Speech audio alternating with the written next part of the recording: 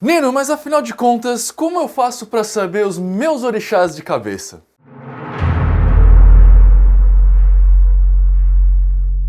Olá, tudo bem? Meu nome é Nino Denani, eu sou magro hermetista já há mais de 10 anos e você está em mais um vídeo meu aqui no YouTube. Bom, gente, olha só, eu tenho ouvido, na verdade, com uma frequência muito menor do que de costume, mas ainda assim é recorrente nos meus vídeos aqui, nos campos de comentário, principalmente quando eu começo a falar alguma coisa a respeito de espírito, de mundo espiritual, de orixá, alguma coisa assim, as pessoas virem me perguntar: Nino, como é que eu sei meu orixá de cabeça? Como é que eu faço para descobrir meu orixá?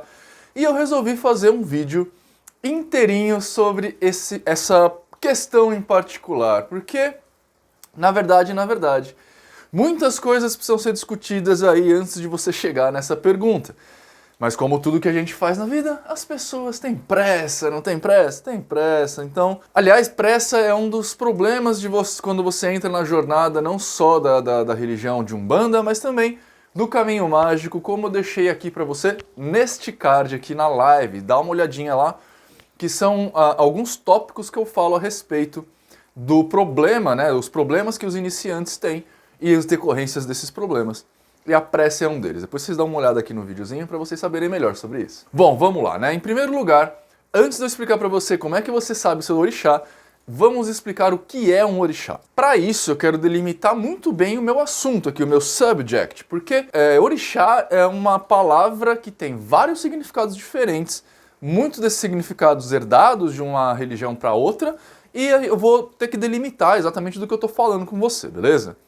Vamos lá. Em primeiro lugar, eu vou pegar a palavra orixá dentro da Umbanda. Porque, embora eu tenha conhecimentos no candomblé, eu não domino completamente o candomblé. Porque essas religiões, essas vivências, Umbanda, candomblé, quimbanda, palo mayombe, quibaio, essas religiões que são muito anímicas, elas têm uma praxis que é própria delas. E do lado de fora você até consegue ler algumas coisas a respeito, mas você não consegue penetrar com propriedade.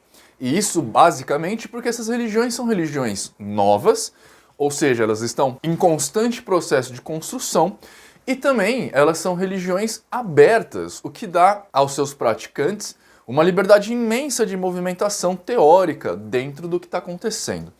É exatamente por isso que nós vemos diversos tipos de crenças diferentes sobre Umbanda dentro do Facebook, por exemplo. Pessoas que vão incorporar herês com chupeta, pessoas que vão achar ridículo o uso de chupetas, pessoas que vão falar que Exu é um guardião e pessoas que vão falar que Exu é um demônio. Todas essas diferenças teóricas cabem dentro de uma única coisa chamada Umbanda, exatamente porque a Umbanda não tem um livro base, não tem uma espécie de mitra, né, um órgão superior de Umbanda, embora várias pessoas tenham tentado constituir um negócio desse, inclusive anos atrás teve uma tal de Carta Magna da Umbanda, que aparentemente não foi pra frente, e a Umbanda se tornou multifacetada.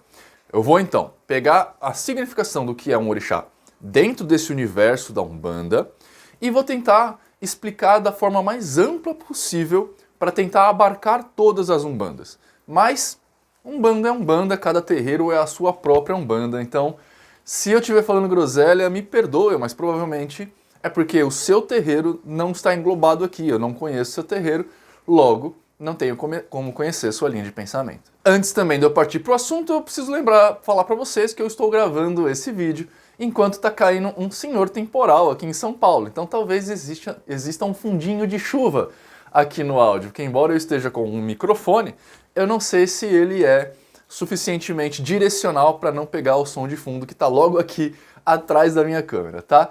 Então me perdoe, aliás, aproveitem o sonzinho da chuva para relaxar enquanto eu vou te contar uma história. Aproveita que você está relaxado, inclusive, já clica aqui em joinha, se inscreve no canal se você não for inscrito e ajuda a gente compartilhando os vídeos pelas redes sociais. Eu aposto que seus amigos vão gostar.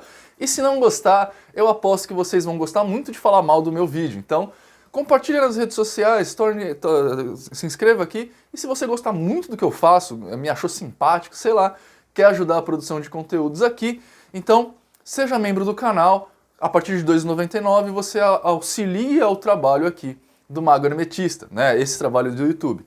E, em particular, eu estou começando os processos para fazer um documentário sobre o hermetismo, assim como eu fiz um documentário sobre horóscopos, sobre o Ifá, sobre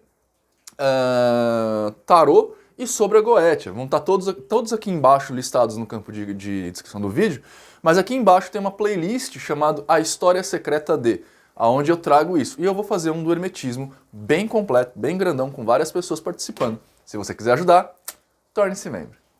Bom, vamos lá, né? Orixá, para a Umbanda, no geral, não é um ente metafísico passível de encarnação. Lembra todo o disclaimer que eu fiz lá no começo, tá? O orixá, na maioria das vezes, ele é uma energia ou uma faceta de uma determinada...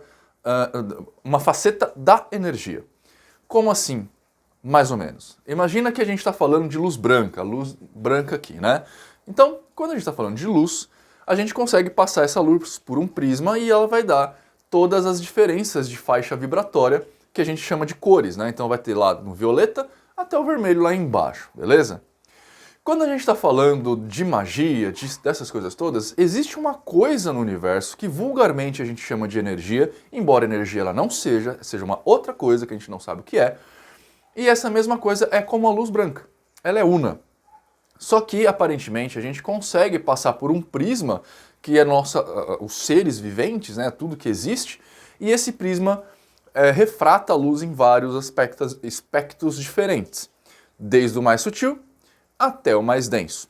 Orixá é cada um desses aspectos aqui.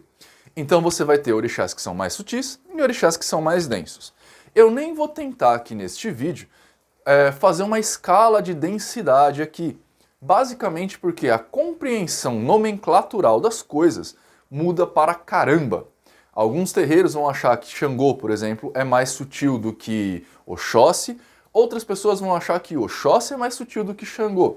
E isso é basicamente por conta de uma diferenciação na percepção da energia das pessoas. E ao contrário do que muita gente costuma pensar, o nome não é a coisa, sabe? O nome é só um jeito de você referir aquela coisa. Por exemplo, eu me chamo Nino Denani e estou aqui falando com vocês. Se vocês me chamarem de Paulo, Pedro, José ou Zlatan Ibrahimovic, não vai fazer nenhuma diferença, eu vou continuar sendo a pessoa que eu sou, beleza? O nome não faz a coisa. Como o nome não faz a coisa, ao longo do processo de evolução da religião de Umbanda, assim como de várias outras coisas, pessoas foram percebendo certos fenômenos e dando nome por achismo, o que é super normal. É inclusive por isso que eu, por exemplo, quanto professor, né, quanto mestre de magia, preciso dar aulas práticas presenciais para aqueles que eu vou levar um passo adiante.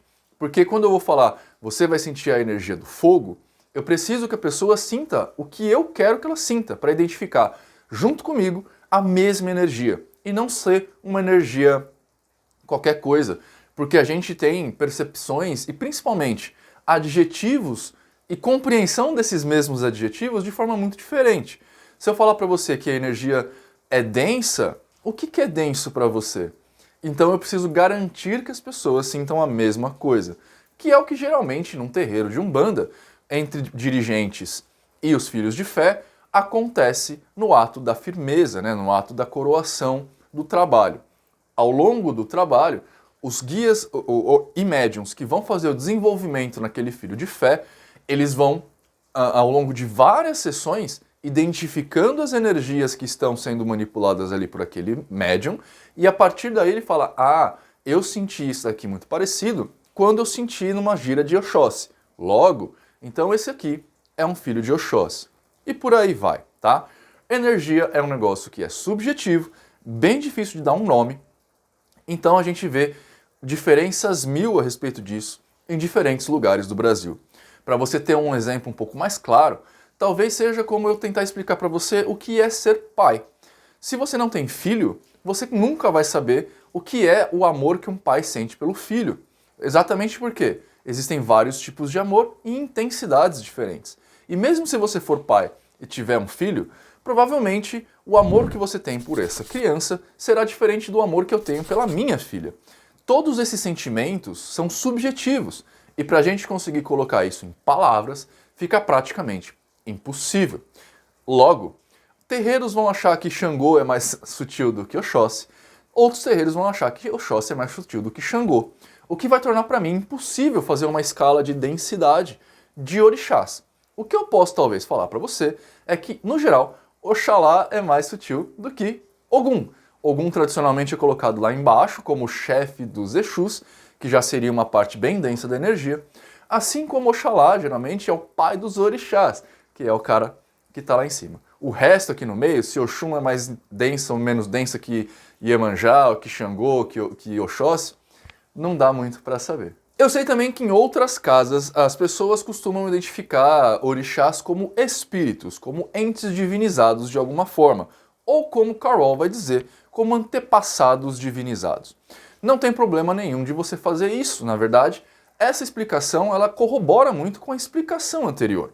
Se você for pensar bem, digamos que o Tunino aqui seja filho de Xangô. Quando eu falecer e se eu for digno de culto, provavelmente as pessoas vão reconhecer em mim uma energia muito próxima de Xangô. Logo, vão acabar me reconhecendo como um Xangô. Entendeu? Não estou aqui menosprezando nem esta e nem aquela explicação ou falando que uma está mais certa do que a outra. Na verdade, o que eu estou falando é que a primeira explica a segunda, embora a segunda não explique a primeira. Então talvez seja legal você levar em conta o que eu estou te dizendo. Mas eu sou só um cara que está aqui falando coisas, né? Pesquise você, converse com seu pai de santo, principalmente se você for um bandista, para chegar numa resolução junto com ele. Porque não é legal você estar dentro de um paradigma e pensar ou usar paradigmas diferentes do lugar que você está. Desse jeito você vai aproveitar pouco, as coisas vão dar errado e você vai começar a culpar o paradigma, embora o culpado seja você. Bom, de uma forma ou de outra, eu acho que eu consegui deixar um pouquinho claro a percepção do que é um orixá, beleza? Orixá, na grande maioria das vezes, é uma faixa, um nome que a gente dá para uma faixa particular dessa energia aí. Né? A Umbanda vai dividir em 7 pedaços, o Hermetismo vai dividir em 4 pedaços, fogo, terra, ar e água. A Kabbalah vai dividir em 4 pedaços também. Os Vedas vão dividir em 7, que são chakras, e por aí vai. Não importa o número que você divida, eu já falei isso um monte de vezes, já estou até cansado de falar isso. Mas não importa o número de vezes que você fale, ou que você divida, o que importa é a percepção do que você tem ali, beleza? Agora, o que é um orixá de cabeça? Nas umbandas por onde eu passei, era muito comum a gente chamar orixá de cabeça de pai e mãe de cabeça, né? Eu passei por algumas umbandas, na verdade eu passei como trabalhador por 2 casas de umbanda, fui feito em uma delas, na outra eu só era realmente tabaqueiro, só tocava tabaco, na outra eu fui, aliás, passei por 3, perdão. Na primeira eu só era tabaqueiro, na segunda eu comecei trabalhos de incorporação, perpendiculares juntos ao atabaque, e na terceira eu fui ogã, que era o segundo em comando da casa, né? Nossa mitologia funcionava assim. Aliás, a mitologia desses 3 lugares que eu passei funcionava assim. O ogã podia incorporar na segunda e na terceira casa, na primeira não, e o ogã era o segundo em comando da gira, enquanto o pai de santo, dirigente, a mãe de santo, que é o orixá, babalorixá, cuidava do trabalho espiritual e da parte espiritual do terreiro, o ogã cuidava da parte material, da parte organizacional de tudo ali, dos médiums, de quem vinha, de quem vai.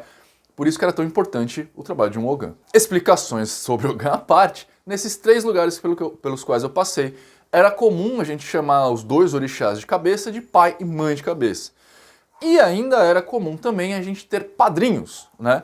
Que no candomblé vai ter um outro nome e não lembra que eu fechei o meu assunto, tô falando de umbanda, beleza? No candomblé tem lá o juntó, o adjunto, tem orixá de frente, de trás, de lado, enfim, tem umas coisas que eu não vou entrar aqui porque eu não tenho propriedade para falar isso com certeza, tá?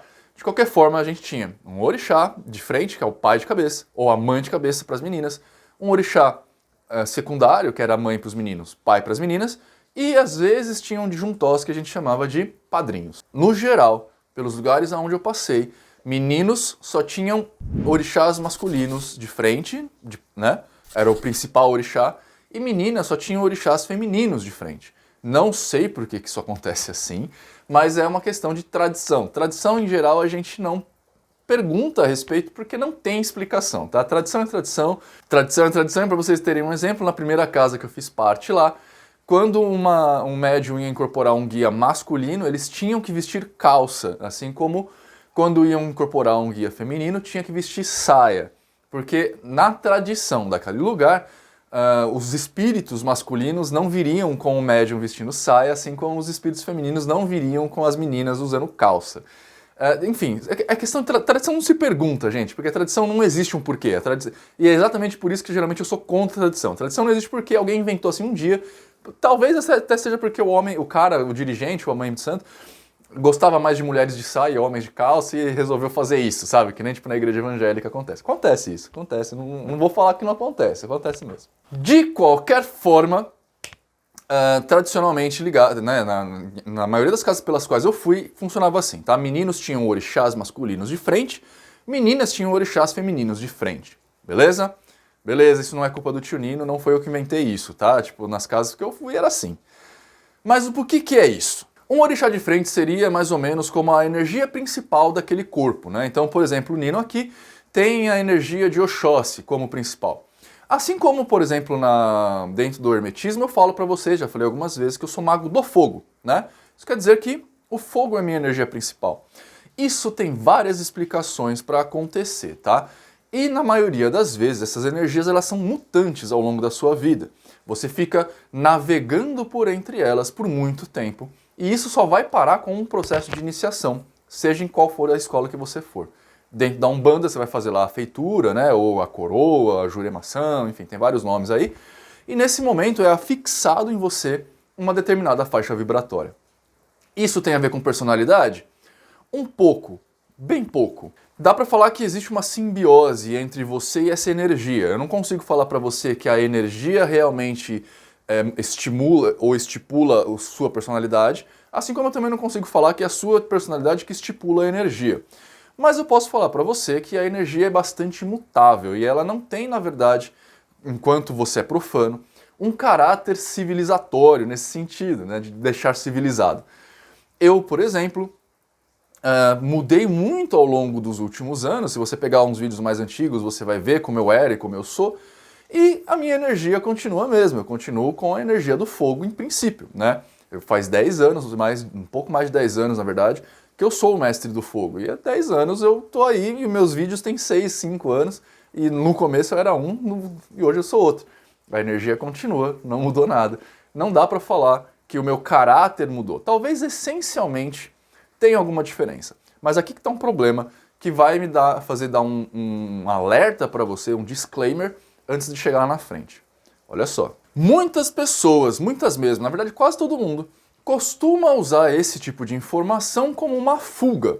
E isso é um problemão. Ou seja, é muito comum você ver na internet, por exemplo, pessoas que falam assim, olha, eu sou filho de Ogum, por isso que eu não levo desaforo pra casa, porque Ogum é o guerreiro, é o batalhador, é o lutador, não sei o que lá.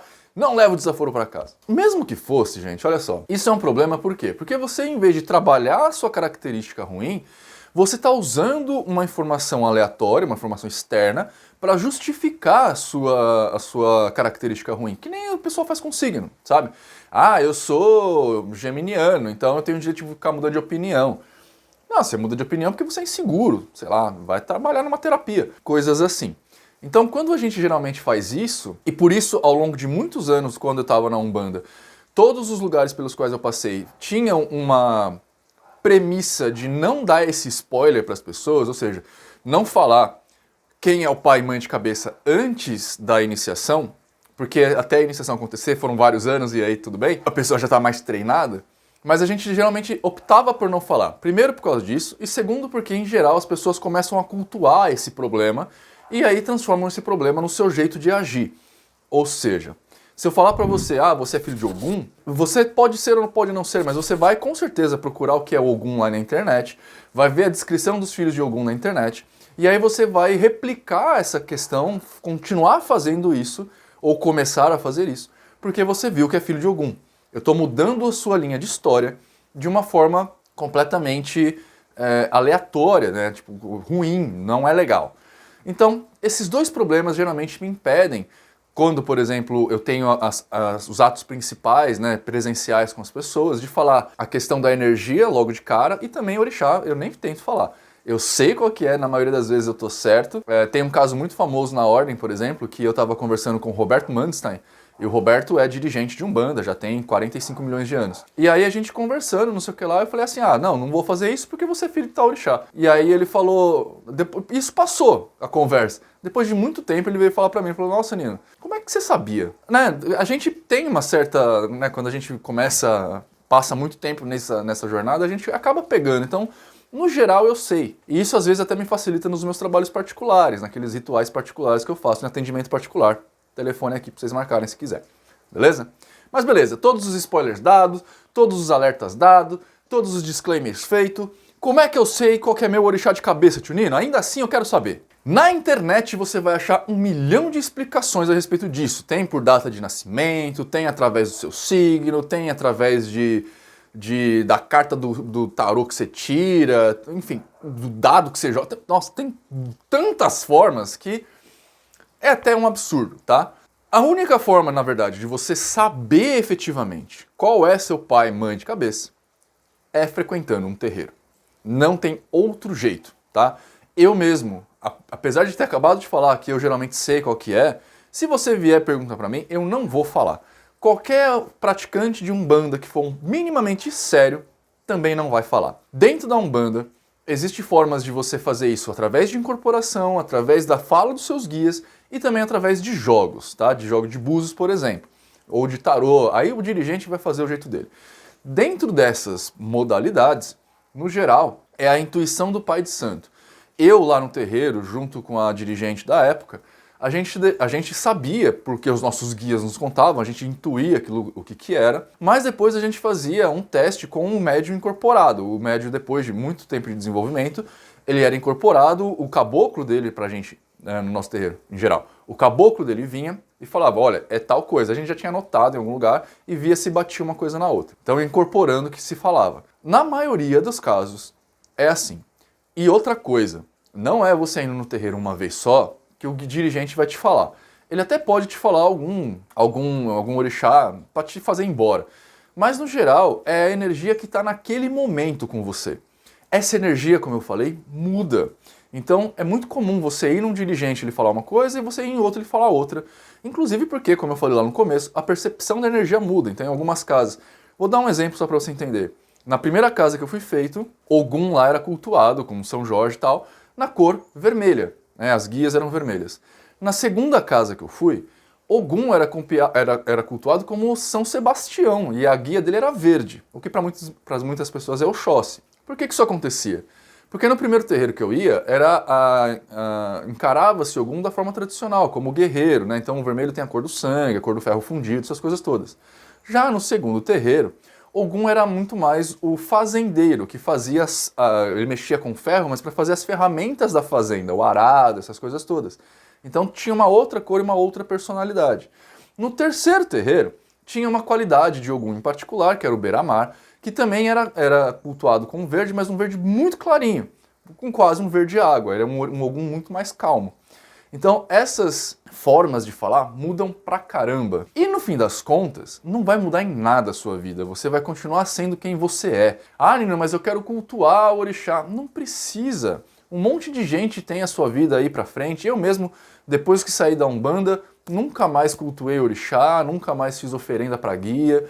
Nunca mais... E os meus guias continuam trabalhando comigo. Eu ainda tenho o seu Beira-Mar, ainda tenho o Guerreiro, que é meu Exu, o Salomão, que é o Preto Velho. Todos eles ainda trabalham comigo. Eu não faço mais nenhuma oferenda, não faço mais culto a orixá, não faço mais nada disso. E tô aqui, ó, trabalhando como mago. Entende? Então, não vai mudar em nada a sua vida. Para com isso, relaxa, fica tranquilo, segue sua vida numa boa, não se preocupe com isso. Você quer minha opinião? Vai de fé, fi. Vai na boa aí. Não precisa disso não. Relaxa. Vai nessa. Bom, pessoas, era isso que eu tinha para falar para vocês hoje. Eu de verdade espero que vocês tenham uma ótima vida, que sejam pessoas melhores que vocês foram. Se você gostou muito do nosso trabalho, clique em joinha, segue aqui a gente. E se você gostou pra caramba do trabalho, quer apoiar a gente, ajudar a gente, inclusive a fazer o documentário sobre hermetismo, seja membro do grupo, você vai ter um montão de vantagens, incluindo desconto nas iniciativas que a gente faz. O Ocultaria tá chegando com 20% de desconto para quem é membro do canal. Desconto em curso. Eu tô fazendo um mega curso de magia, que vai ter tipo uns 6 meses de duração, vai ser online, no Hotmart, estou desenvolvendo esse curso agora. O Hermética vai ser relançado com um adendo só sobre Cabala. Todos esses negócios vão ter desconto para quem é membro do canal. Então, torne-se membro clicando aqui embaixo, seja membro. Além de você ter acesso ao grupo exclusivo de WhatsApp da gente, que já virou uma família, e também lives exclusivas que a gente marca aí vez por outra, beleza? Espero que vocês sejam ótimas pessoas, que sejam pessoas, aliás, melhores do que vocês foram até agora. Tchau.